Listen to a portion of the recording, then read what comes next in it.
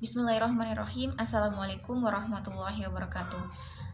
Sebelumnya perkenalkan kami dari kelompok 1 yang terdiri dari 5 anggota, yakni saya sendiri atas nama Anistia Alfia, saudari Nurul Kirana, Urwatunisa Istifarah, Anissa, dan saudara Muhammad Fadil. Kami dari kelas EKIS 5F, Program Studi Ekonomi Syariah, Fakultas Ekonomi dan Bisnis Islam, Institut Agama Islam Negeri Palopo. Jadi pada kesempatan kali ini kami akan mempresentasikan atau menjabarkan mengenai materi terkait dengan pengambilan keputusan investasi yang diampu oleh Bapak Muhammad Ikram, SAK MSI. Berikut adalah penjelasan mengenai materi yang akan kami bawakan. Assalamualaikum warahmatullahi wabarakatuh. Perkenalkan, nama saya Urwatunisa, NIM 1904010163. Di sini saya akan menjelaskan tentang definisi investasi.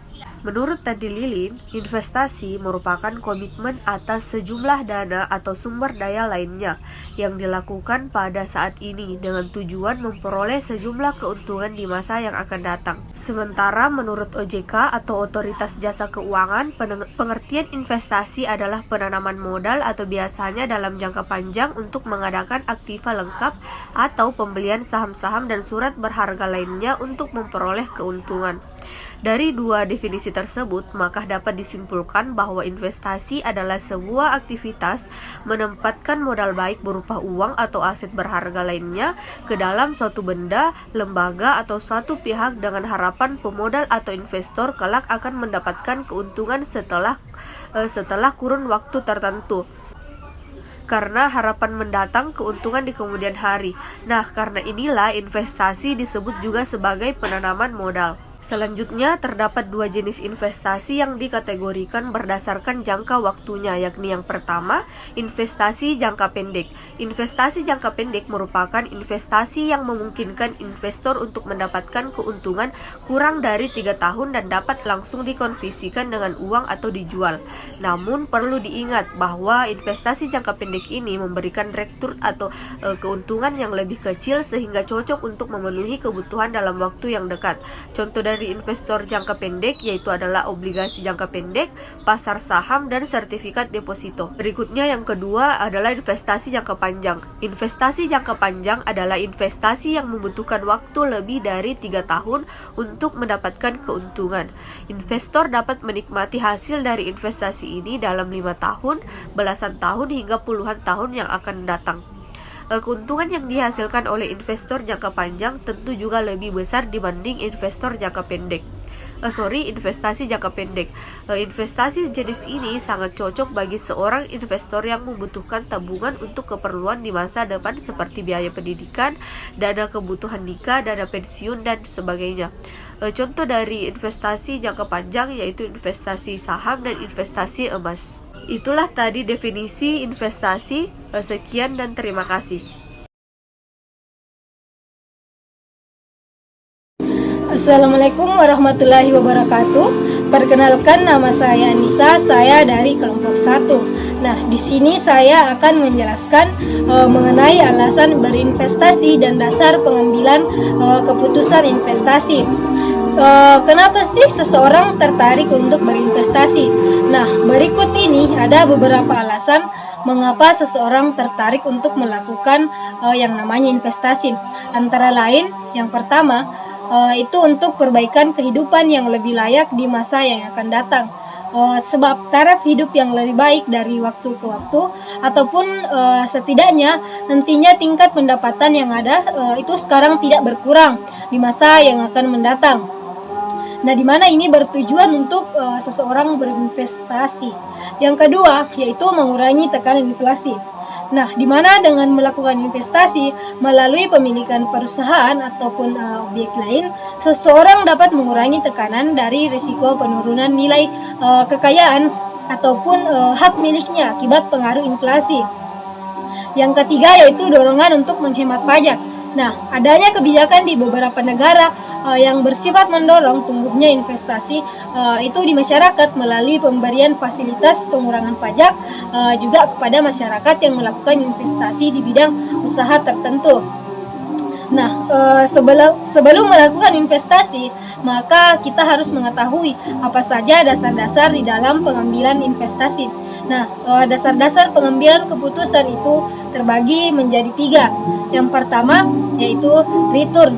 Nah, return ini dikenal sebagai pengembalian keuangan. Nah, di dalam istilah itu yang lebih dikenal adalah uang yang dihasilkan ataupun hilang dari investasi selama beberapa periode waktu tertentu. Return ini bisa juga berupa perubahan harga aset investasi dari proyek yang ke waktu semakin yang lain dan dipresentasikan di dalam bentuk perubahan harga ataupun persentase perubahan. Nah, jika ternyata return menghasilkan positif, maka tentunya hal ini menandai sebuah keuntungan. Sementara jika pengembaliannya negatif, maka tentunya hal ini menandai kerugian. Yang kedua yaitu risiko. Nah, di sini risiko investasi adalah potensi kerugian yang dapat dialami investor dari kegiatan investasi. Nah, di mana diartikan sebagai hasil ataupun keuntungan investasi yang tidak sesuai dengan apa yang diharapkan. Nah, di mana hal ini penting harus dipertimbangkan di dalam berinvestasi, yakni besar risiko yang harus ditanggung dari suatu investasi. Nah, hal ini tentunya sangat diperlukan karena jangan sampai investasi yang kita Baiklah, mungkin itu saja materi yang dapat saya jelaskan. Kurang dan lebihnya mohon dimaafkan. Sekian dari saya. Wassalamualaikum warahmatullahi wabarakatuh.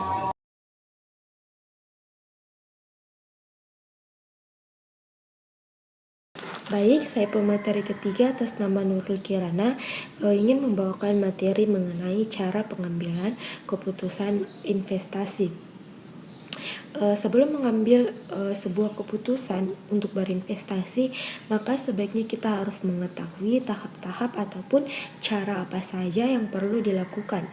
Nah, dalam mengambil keputusan investasi terdapat berbagai langkah-langkah yang harus dilakukan guna untuk mendapatkan solusi terbaik dan strategi investasi yang paling menguntungkan. Adapun langkah-langkah yang bisa dikatakan sebagai proses keputusan investasi, proses keputusan investasi tersebut terdiri dari 5 tahap.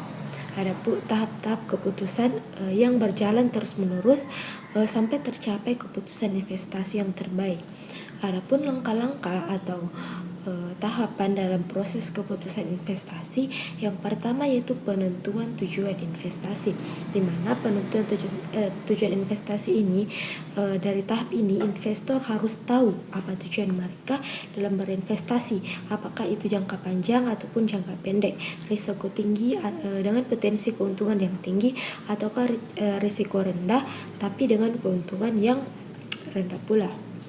Yang kedua yaitu penentuan kebijakan investasi, di mana tahap ini dimulai dengan penentuan keputusan alokasi aset, di mana keputusan ini menyangkut pendistribusian dana yang dimiliki pada berbagai kelas aset yang tersedia. Yang ketiga yaitu pemilihan strategi portofolio, di mana ada 2 strategi portofolio yang bisa dipilih, yaitu strategi portofolio aktif, di mana yang meliputi kegiatan penggunaan informasi yang tersedia dan teknik-teknik peramalan secara aktif untuk mencari kombinasi portofolio yang lebih baik. Yang kedua yaitu strategi portofolio pasif, di mana yang meliputi aktivitas informasi pada portofolio yang seiring dengan kinerja indeks pasar.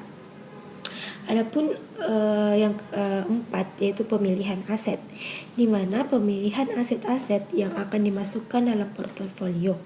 Tahap ini memerlukan pengevaluasian setiap sekuritas yang ingin dimasukkan dalam portofolio. Tujuan tahap ini yaitu untuk mencari kombinasi portofolio yang efisien, di mana portofolio yang menawarkan return diharapkan tertinggi dengan tingkat risiko tertentu, atau sebaliknya menawarkan return diharapkan tertentu dengan tingkat risiko terendah. Adapun Yang kelima yaitu pengukuran dan evaluasi kinerja portofolio, di mana tahap ini bisa dikatakan sebagai tahap final dan penentuan apakah keputusan investasi sudah layak ataupun belum. Jika tahap pengukuran dan evaluasi kinerja telah dilewati dan ternyata hasilnya kurang baik, maka keputusan investasi harus dimulai lagi dari tahap pertama. Demikian pula seterusnya sampai dicapai sebuah keputusan investasi yang paling optimal. Baik, saya rasa itu saya materi ketiga yang saya bawakan. Terima kasih.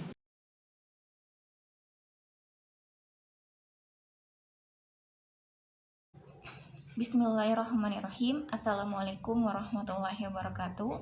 Sebelumnya perkenalkan, nama saya Nistia Alfia dengan nomor induk 1904010154 dari kelas etis 5F. Baiklah, jadi pada kesempatan kali ini saya selaku pemateri keempat sekaligus pemateri terakhir akan membahas terkait metode studi kelayakan investasi, yang mana 2 atau 3 pekan lalu sudah dibahas oleh Bapak dosen terkait hal tersebut.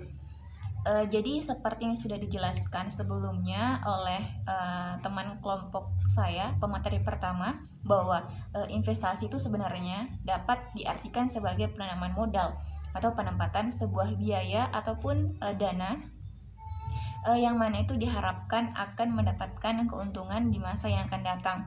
Nah, berinvestasi itu ada beberapa hal yang perlu diperhatikan seperti yang sudah dijelaskan juga oleh teman-teman saya sebelumnya.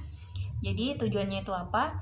Tujuan sebenarnya adalah hal itu diperhatikan adalah untuk menganalisis apakah kira-kira investasi tersebut itu dapat menimbulkan masalah atau tidak.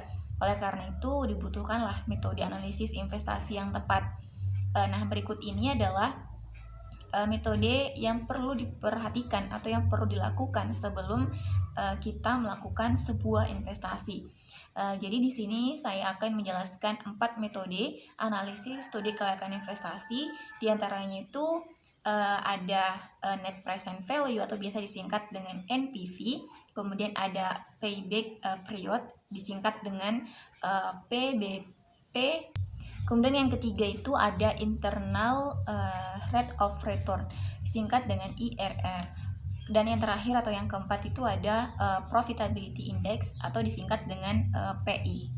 Nah, yang pertama itu adalah net present value.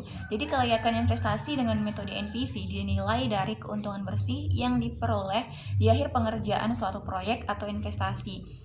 Jadi keuntungan bersih tersebut itu dihitung dari selisih nilai sekarang investasi dengan aliran kas bersih yang diharapkan dari sebuah proyek atau investasi di masa yang akan datang atau pada periode tertentu. Nah, untuk rumus NPV ini atau net present value ini bisa dilihat sebagai berikut. Nah, jika teman-teman sudah lihat rumusnya, jadi pada dasarnya metode ini tuh menggunakan asumsi bahwa yang pertama, jika NPV 0 lebih besar dari NPV 1, maka investasi tersebut tidak layak untuk dilakukan karena hal ini tuh bisa menimbulkan kerugian atau menimbulkan masalah ke depannya. Kemudian asumsi yang kedua yaitu jika NPV 0 lebih kecil dari NPV 1, maka investasi tersebut layak karena bisa karena ke depan itu akan dapat menguntungkan atau akan mendapatkan sebuah laba. Dan asumsi yang terakhir itu adalah jika NPV 0 sama dengan NPV 1, maka investasi tidak layak karena hal ini juga bisa menimbulkan kerugian. Kemudian metode yang kedua yakni payback period atau yang disingkat dengan PBP. Nah, metode payback period ini mengukur kecepatan pengembalian sebuah investasi. Nah, oleh karena itu satuan ukuran yang dihasilkan dari payback period ini bukan dalam bentuk presentasi ataupun dalam bentuk nilai rupiah, melainkan dalam bentuk waktu.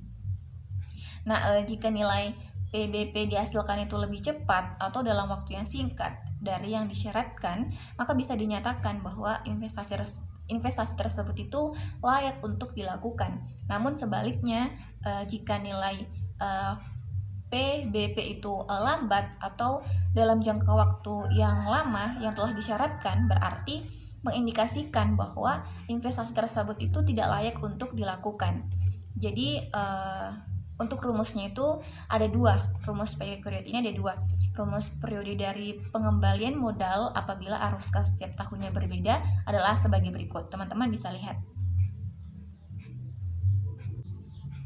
Nah, itu adalah rumus yang apabila tahunnya berbeda. Namun apabila periode pengembalian modal investasi memiliki arus kas setiap tahunnya itu yang sama, maka didapatkanlah rumus sebagai berikut. Nah, itulah tadi rumus dari payback period. Nah, kemudian asumsi dari metode PBB ini adalah sudah seperti yang saya jelaskan tadi, bahwa jika PBP itu lebih cepat atau singkat dari ketentuan, maka investasi tersebut layak karena dapat menguntungkan. Namun jika PBP itu lama dari ketentuan yang telah disepakati di awal, maka investasi tersebut tidak layak karena dapat merugikan. Kemudian metode yang ketiga yakni internal rate of return atau disingkat dengan IRR.